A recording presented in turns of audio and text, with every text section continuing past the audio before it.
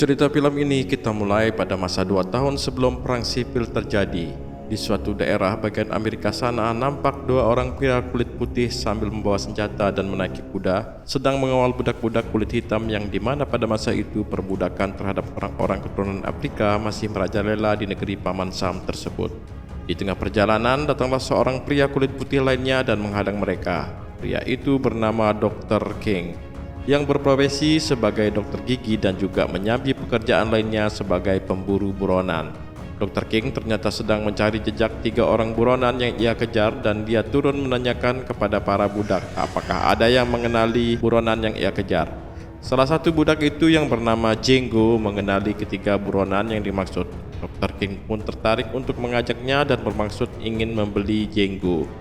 Akan tetapi kedua pengawal budak tersebut mengatakan bahwa Django tidak untuk dijual dan menyuruh Dr. King pergi atau ditembak.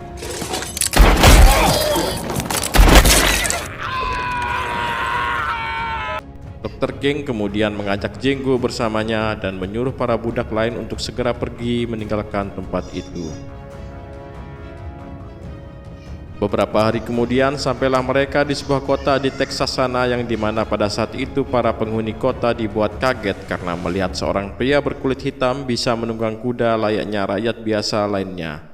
Mereka pun kemudian memutuskan untuk mampir dan istirahat di sebuah warkop di kota itu dan terjadilah obrolan antara Dr. King dan Django yang dimana si dokter meminta bantuan dan membuat kesepakatan dengan Django yang pernah menjadi budak dari buronan yang ia kejar. Isinya, jika si dokter berhasil menangkap para buronan itu, maka si Django akan ia bebaskan dari perbudakan. Namun saat mereka sedang serius menyusun rencana, datanglah seorang sheriff di kota itu dan mengatakan bahwa orang kulit hitam tak diterima di kota ini. Si sheriff pun mengusir dan menghina mereka yang membuat si Dr. King marah. Tewasnya si sheriff membuat si isi kota panik dan datanglah si kepala polisi atau marshal di daerah itu bersama para anak buahnya dan langsung mengarahkan senjata kepada kedua orang asing tersebut. Dr. King pun dengan santainya memperkenalkan diri dan mengatakan bahwa ia adalah salah seorang pemburu buronan dan menjelaskan bahwa si sheriff yang ia tembak ternyata salah seorang buronan pemerintah dan harusnya si marshal berterima kasih padanya. Awalnya si marshal tak percaya dan setelah Dr. King menunjukkan surat tugasnya, si marshal pun akhirnya terdiam. Mereka pun kemudian melanjutkan perjalanan mereka untuk mengejar si buronan dan di saat istirahat si dokter bertanya kepada Django hal apa saja yang akan ia lakukan jika bebas dari perbudakan nanti. Django pun memberitahu si dokter bahwa ia ingin mencari keberadaan istrinya yang bernama Hilda dan akan membebaskannya dari perbudakan. Perjalanan pun dilanjutkan lagi dan keesokan harinya sampailah mereka di tempat yang mereka tuju yang dimana mereka menyamar dengan berpura-pura untuk membeli budak dari orang kaya pemilik daerah itu yang bernama Big Daddy. Dr. Ling memperkenalkan diri dan Big Daddy pun mempersilahkannya untuk masuk rumah. Namun Dr. King menyuruh Django berkeliling dan ditemani seorang budak yang dimana kesempatan itu digunakan Django untuk mencari tahu keberadaan ketiga buronan yang mereka kejar. Dan benarlah para buronan itu tengah asyik menyiksa seorang budak perempuan dan kemudian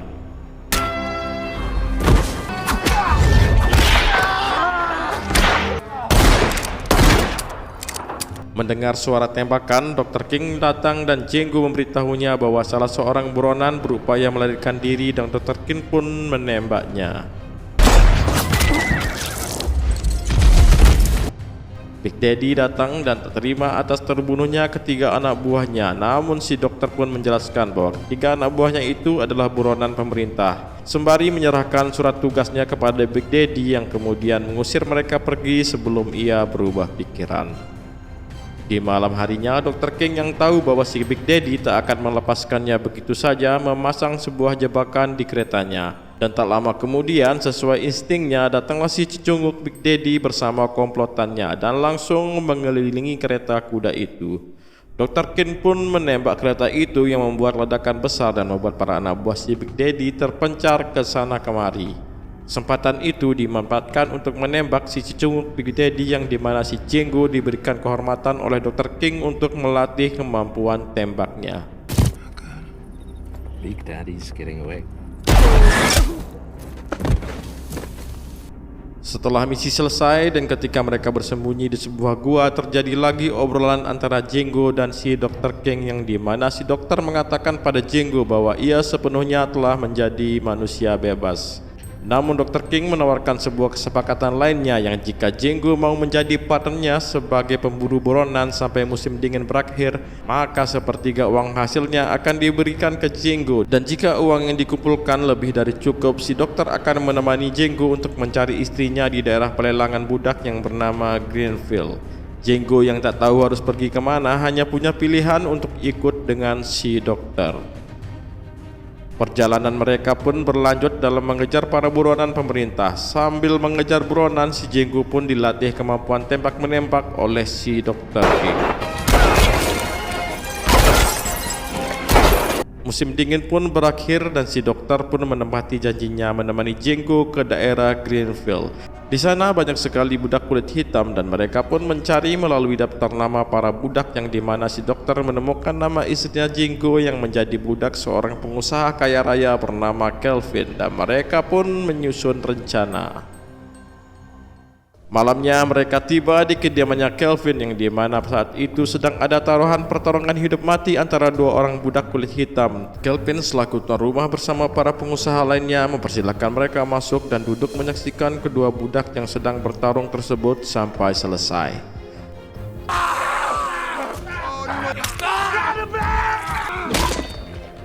Setelah pertarungan selesai, si dokter pun menyampaikan keinginannya kepada Kelvin bahwa ia berniat membeli salah seorang budak petarung terkuat miliknya dengan harga yang sangat tinggi, yang membuat Kelvin menjadi tertarik akan tawaran si dokter dan menyuruh mereka untuk datang besok di tempat para budak petarung miliknya tinggal. Besoknya mereka pun datang lagi ke tempat Kelvin, yang dimana di tengah jalan Kelvin melihat seorang budak petarung sedang berada di atas pohon berupaya untuk melarikan diri. Kelvin pun bertanya kepada si budak, yang dimana ia memberitahu Kelvin sambil menangis bahwa ia sudah tak sanggup lagi menjadi budak petarung karena usianya yang sudah semakin tua. Si budak pun meminta pekerjaan lain yang lebih layak pada Kelvin. Akan tetapi tangisan sang budak tak membuat Kelvin tersentuh hatinya, dan justru dengan kejam menyuruh anak buahnya untuk menghabisi si budak itu yang menurutnya tak ia butuhkan lagi.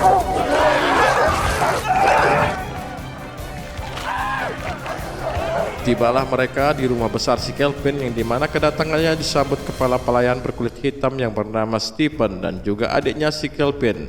Sebelum masuk, Django dan Dr. King mendengar suara teriakan perempuan yang dikurung semalaman karena menolak perintah, yang tak lain si perempuan itu adalah istrinya, Hilda. Malam harinya, Hilda diantar adiknya Kelvin ke ruangan Dr. King untuk menjadi penghibur, yang dimana si Hilda langsung pingsan saat Django memberikan kejutan padanya. Sesi makan malam pun tiba dan Hilda berusaha tetap tenang melayani Dr. King agar tidak dicurigai. Namun si kepala pelayan Stephen mengetahui ada sesuatu yang aneh dengan Hilda, dan ia pun mencoba memprovokasi Django dengan cara melecehkan Hilda di depan semua orang. Ekspresi kemarahan Django dilihat oleh Stephen, yang kemudian ia curiga bahwa Hilda dan Django saling mengenal. Stephen pun memanggil dan menginterogasi dengan paksa Hilda. Setelah informasi didapat, Stephen meminta Kelvin bicara empat mata, dan ia memberitahu bahwa Django dan Hilda adalah sepasang suami istri dan tujuan mereka adalah untuk membebaskan Hilda dari tempat itu. Kelvin yang merasa ditipu akhirnya murka dan menyuruh anak buahnya mengepung Django dan Dr. King. Hilda pun diseret dan menyuruh Dr. King membayar Hilda detik itu juga seharga $12.000. Uang pun diterima Kelvin dan surat jual beli sudah ditandatangani. Saat Dr. King akan beranjak pergi, Kelvin memanggilnya untuk berjabat tangan sebagai tanda bahwa jual beli sudah sah. Dr. King menolak untuk berjabat tangan, tapi karena ditodong senjata, Dr. King mau tak mau mendekati Kelvin untuk berjabatan, dan tiba-tiba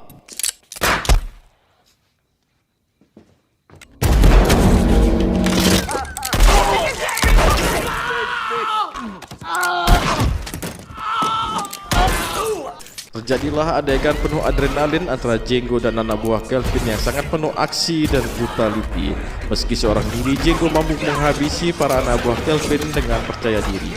Akan tetapi adegan itu harus terhenti saat Stephen memaksa Django untuk menyerahkan diri. Paginya Django sudah berada dengan posisi badan tergantung dengan penuh luka bekas sangbokan. Stephen datang menghampiri dan memberitahu Django bahwa ia tak akan mati di tempat itu, namun ia akan dikirim ke suatu pertambangan yang jauh lebih menyakitkan, yang dimana di tempat itu ia akan disiksa perlahan-lahan dan selama mungkin sampai mati. Di dalam perjalanan ke tambang, Django dan beberapa budak lain dibawa oleh 3 orang kulit putih. Saat istirahat, Django memberitahu ketiga orang kulit putih itu bahwa dia bukanlah seorang budak, namun dia adalah seorang pemburu buronan. Django pun memberi foto buronan yang pertama kali ia miliki sebagai bukti pada mereka, dan Django akan memberi uang hasil buruannya kepada mereka jika membebaskannya. Mendengar pernyataan itu, mereka pun kemudian menanyakan kepada buronan lain yang mengiyakan bahwa Django bukanlah seorang budak. 3 orang kulit putih itu pun melepaskan Django dengan harapan bahwa mereka bisa mendapatkan uang yang banyak dari Django. Akan tetapi tiba-tiba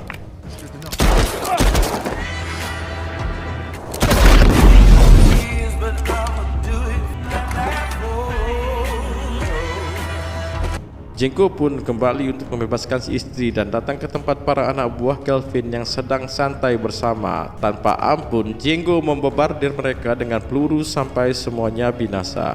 Ia pun menuju gudang dan melihat jasad Dr. King yang sudah kaku, dan Django mengucapkan terima kasih pada jasad itu dan mengambil sepucuk surat jual beli Hilda di saku Dr. King. Malam harinya, saat adik Kelvin, Stephen, dan beberapa anak buahnya pulang dari acara pemakanan Kelvin, mereka kaget melihat Django sudah berada di tempat itu. Dan tanpa basa-basi, Django menghabisi mereka semua meski si Stephen sempat memohon ampun dan Django tak memperdulikannya sama sekali.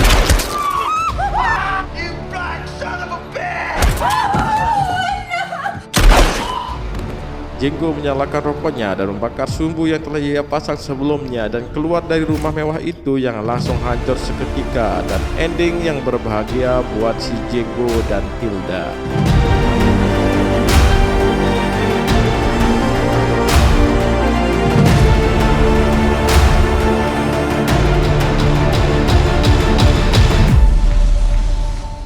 Baik, itu dia sebuah film karya sutradara Quentin Tarantino di tahun 2012 berjudul Django Unchained. IMDb memberikan rating 8,5 dari 10 pada film ini. Sementara itu versi Rotten Tomatoes atau para kritikus film memberi vote sebanyak 87%. Film ini termasuk film yang layak untuk ditonton oleh para pecinta movie mania. Oke, sampai di sini dulu alur film kali ini. Semoga bisa membuat sobat Bring Me Movie terhibur. Sampai jumpa di konten alur cerita film lainnya. Saya John Lee, si pengacara ayah 3 anak, pamit undur diri dan jangan lupa subscribe.